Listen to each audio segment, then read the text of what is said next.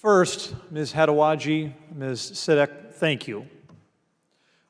You have reinforced for us that the Chinese Communist Party is engaged in systemic acts of pure and unadulterated evil.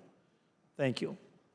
Secondly, Mr. Chairman, I would ask for unanimous consent to show a short video from The Economist, which displays the terrifyingly Orwellian surveillance state that the CCP has assembled to control the Uyghur people.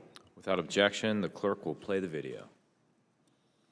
Already the authorities are using facial recognition to name and shame citizens, even for minor offenses like jaywalking. In Beijing, they're using the technology to prevent people stealing rolls of loo paper from public toilets. And across China, police officers are now trialing sunglasses and body cameras loaded with facial and gesture recognition technology. It's helping them to identify wanted suspects in real time. What worries some people here is that as the technology develops, so too does the capacity for it to be abused. Some of those most at risk in this hyper-surveillance future are the ethnic minorities in China. The authorities are using facial recognition cameras to scan people's faces before they enter markets. The system alerts authorities if targeted individuals stray 300 meters beyond their home. In the future, the government plans to aggregate even more data and build a predictive policing program that imposes even tighter controls here.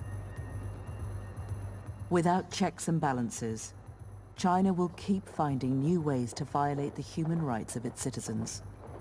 What's already happening in Xinjiang is a warning the rest of the world must heed. Ms. Kiekler, is that an accurate representation? I would argue that for the plight of the Uyghur community, the situation's even more dire. You can't walk more than 500 meters without having your face scanned. I think, as our two speakers before mentioned, for all too many Uyghur families, they have a member of the Han community living within their homes. They're being surveilled both through human surveillance and also through high-tech surveillance.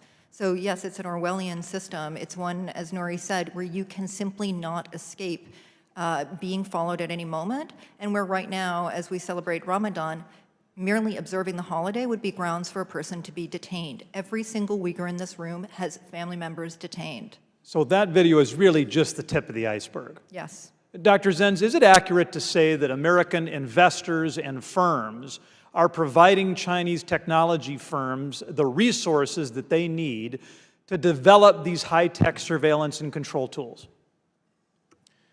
Yes, they have done so, and in some ways still do. And in some ways it's already too late because the Chinese are now on the cutting edge for doing so.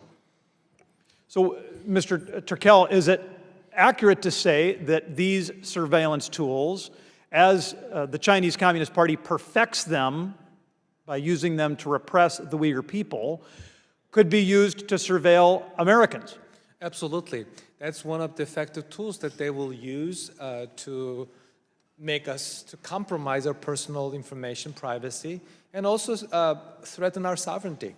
They will also affect the democratic norms. We're already seeing the signs in Zimbabwe and in countries that they're using Huawei-provided technology to monitor opposition leaders. That would be the new norm that China is trying to create.